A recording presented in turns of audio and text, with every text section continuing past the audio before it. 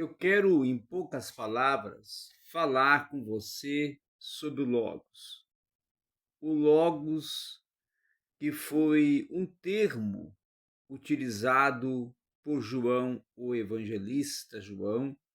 escritor dos evangelhos, e coloco o termo evangelista, não vindo aqui a não considerar ou não a indicar ele como também ele foi apóstolo e como também foi discípulo de Cristo, certo? Apóstolo e discípulo de Cristo. Mas no contexto de autor, de agiógrafo, ele é também o responsável por escrever o Evangelho de João, então evangelista, no sentido de autor do Evangelho, e também, claro, vai ser autor de 3 epístolas, então ele faz parte do contexto epistolar, não é? Como autor de epístolas, certo?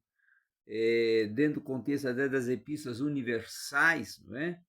E também é o autor do livro profético ou o livro da revelação, o Apocalipse.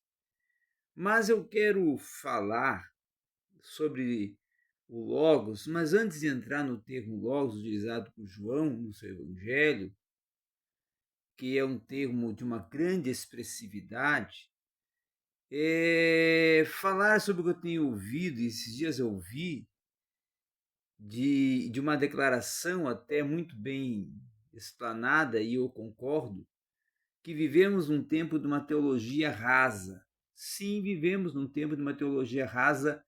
em muitos contextos, principalmente naqueles que são denominados fundamentalistas, aqueles que ficam só presos no seu contexto teológico, e só o seu contexto teológico ou só o seu quadrado teológico é que é a prioridade. Então não consegue enxergar, ver teologia, ver conhecimento teológico, ver cientificidade teológica além do seu contexto, do seu olhar teológico. E isso, claro, gera pouca pesquisa ou até nenhuma pesquisa, porque fica só preso àquele contexto, e também gera um desconhecimento bíblico e um desconhecimento até da linguagem e da linguística utilizada dentro da construção dos livros, do corpus escrito do cânon do Antigo Testamento e do corpus escritos do cânon do Novo Testamento. O termo Logos e João, para mim, é um dos maiores apologistas que teve no seu tempo. E João vive num tempo em que a filosofia grega já tinha todo um acervo de, vamos dizer assim, de interlocução de um mundo helenista que vivia já dentro de um contexto da racionalidade e da discussão de racionalidade, discussão sobre a razão e de teses sobre o conhecimento, sobre o saber, sobre uma série de conceitos que já estavam sendo propostos, formados, discutidos, desenvolvidos, articulados. E havia, claro, vários grupos, várias correntes filosóficas, também pseudo-religiosas, e, claro, havia um pluralismo e um sincretismo religioso muito abrangente e diverso dentro da cultura do Império Greco-Romano e da própria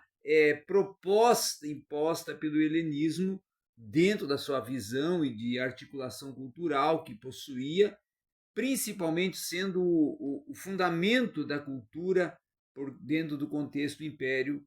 Greco-Romano, que a cultura estava sob o controle, o domínio, a direção da Grécia. Então, com isso, João, conhecendo todo esse fator, todo esse contexto, e estando em Éfeso, que era uma base, não é, de um dos maiores, vamos dizer assim,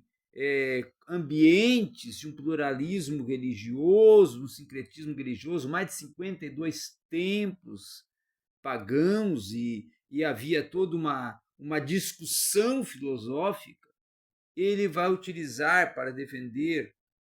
a Cristo e a divindade, deidade de Cristo, que estava sendo já muito debatida por gnósticos, por docetistas, não é? E por todo o contexto do gnosticismo. Ele vai utilizar o termo logos. E logos para João quer e propõe como termo que indica palavra, comunicação, linguagem, não é? Que também pode ser colocado, acrescentado ordem. Agora, Fílon de Alexandria, que já era um articulador, um filósofo, um pensador, uma autoridade no pensamento não só filosófico, mas religioso e teológico naquela época, ele vai interpretar o Logos de João mais tarde, quando ele escreve o Logos em Fílon de Alexandria, como sendo uma terminologia que vai ter um sentido também aplicado à razão, que João também estaria utilizando um termo que também pode ser aplicado à razão,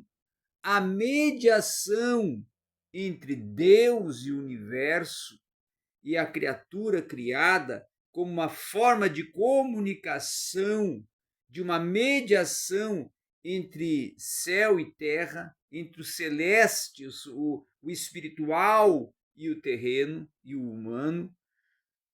não é? E aí, nesse quesito, entre o supremo, soberano, o infinito, o criador, não é? E aquele que é finito, aquele que é limitado, aquele que é criatura, aquele que foi gerado, aquele que foi feito do pó da terra, dentro do ato criativo. Então, ali também tinha o sentido que João está utilizando, segundo o Fílon de Alexandria, de contexto criacional, de criação também. Então, quando João utiliza o termo logos, ele está utilizando uma terminologia que vai acampar e vai alcançar dentro do contexto grego, dentro do contexto helenista, dentro do contexto da filosofia que dominava aquele contexto, dentro até daquela discussão plural que havia e de todo um contexto de um pluralismo religioso, um termo que era considerado saber, que era considerado palavra, que era considerado razão, que era considerado contexto criativo, mediação.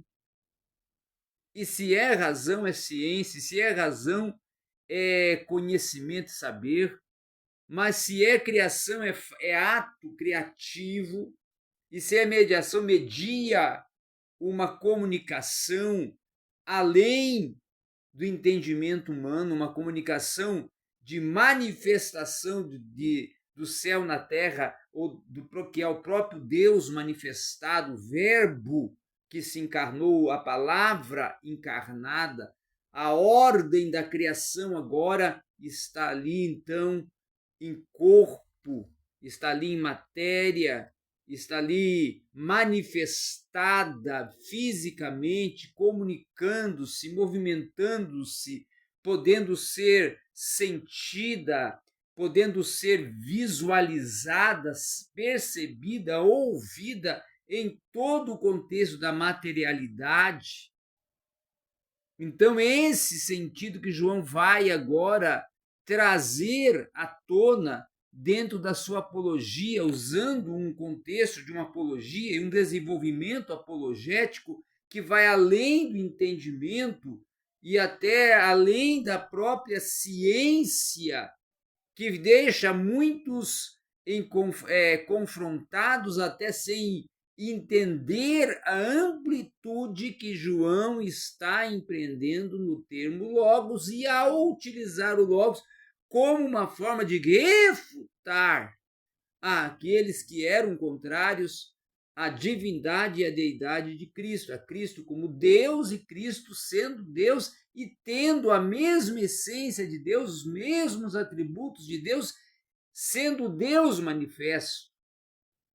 Deus manifesto.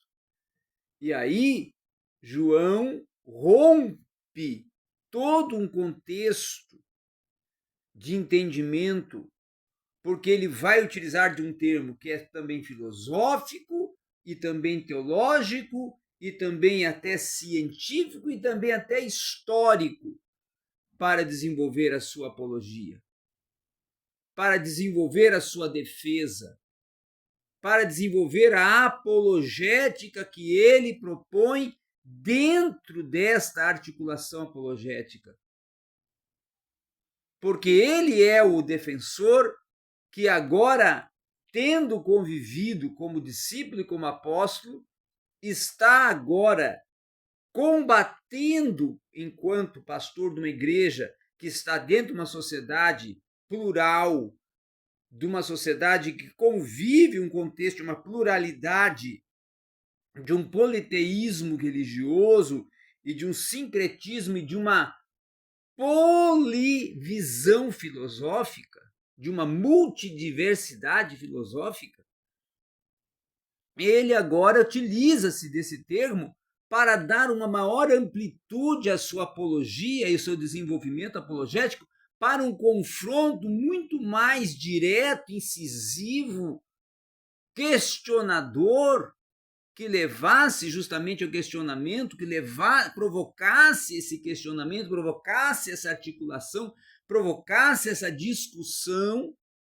entre aqueles outros contrários, que os deixassem em confronto e que mostrasse até um dualismo, e que ele utiliza-se de vários dualismos, não é? Para poder justamente nesses dualismos também refutar a todo o contexto contrário com uma apologética e desenvolvendo uma apologética não só teológica, mas científica, filosófica, que fosse além do seu tempo, dentro do seu tempo e confrontando os teóricos e os sábios do seu tempo. Então, para mim, João ali estava sendo o fator teológico daquele tempo. E como Paulo não estava mais presente, ele sim era um grande teólogo e foi um grande teólogo. E aí alguém vai dizer, mas escreveu só o Evangelho, escreveu 3 epístolas, escreveu o Apocalipse, escreveu os livros principais de defesa de Cristo e da cristologia, dentro do contexto da apologética, dentro do contexto da sistemática, dentro do contexto da teologia bíblica e principalmente da revelação que contém no Apocalipse, que também tem o seu contexto cristocêntrico no primeiro capítulo e dos desenvolvimentos dos capítulos subsequentes, que nós vamos ver que até lá vai fechar o Apocalipse no triunfo de Cristo, no reinar de Cristo, na solidificação do reinar, não só milenial, mas no reinar eterno. Então, foi algo extraordinário para o seu tempo. E para 90 depois de Cristo, 80 depois de Cristo, que é o período em que João está utilizando essa defesa, essa articulação e esse confronto.